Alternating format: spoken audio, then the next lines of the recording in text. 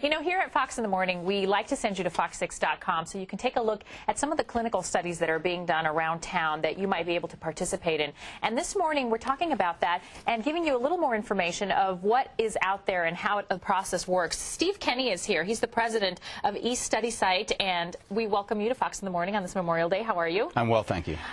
First of all, I know that folks probably want to get a lot of information on what some of the studies are that are out there, but first of all, let's start with the basics of how long does it take for the FDA to approve a drug, usually? On average, between 12 and 14 years. That's from discovery of a compound to FDA clearance, so it's a very long process. And part of that process is also the clinical trials. Is that how that works? That's correct, and that's about a 5.5 to 6 year process. And when a drug company decides that they have a product that they would like to study, and how do they go about finding the perfect people for that study?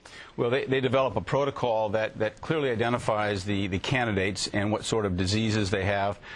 So it's a very well-defined market, such as, say, pneumonia patients for infectious disease, or for schizophrenic patients. They have to meet a certain clinical criteria. Okay, and they put a call out how? Some internet or doctors? With our company, for our inpatient trials, we do all of our work primarily through the emergency department. So patients that come into the emergency department with pneumonia or other infectious disease are then approached and asked if they want to participate in clinical trials.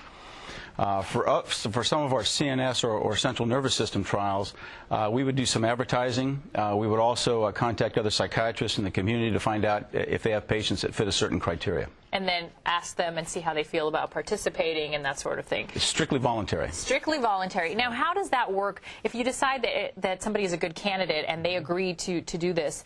Is there some sort of contract that you have to go into with them and that sort of thing? It's a very lengthy, usually about a 1 hour process to do what they call an informed consent. So the patient is well informed of the trial, the protocol, any potential side effects. So it's a very lengthy contractual process. And do all of the folks that participate in this in the clinical trials, do they all receive the same drug, the same medication? Actually, most are done what they call a double-blind study. So they may receive either the standard of care antibiotic, or they'll receive one of the new compounds. Oh, okay. So that's how you do it. Now, obviously, this is something that, if it works, no matter what the drug is, it could benefit all of us. Absolutely. And so, aside from that, what do you tell people the benefits of this research are?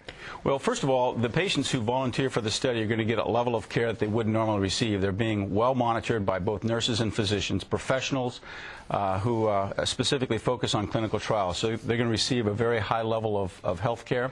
They're going to be getting the opportunity to receive what we call leading-edge technology, new compounds that hopefully will help them with whatever disease they may have.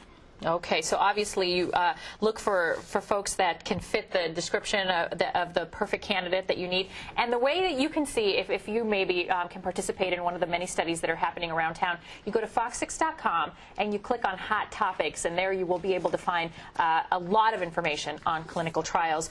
Once again, Steve Kenny, thank you so much for coming in this morning. You're welcome. We really appreciate it. Good information.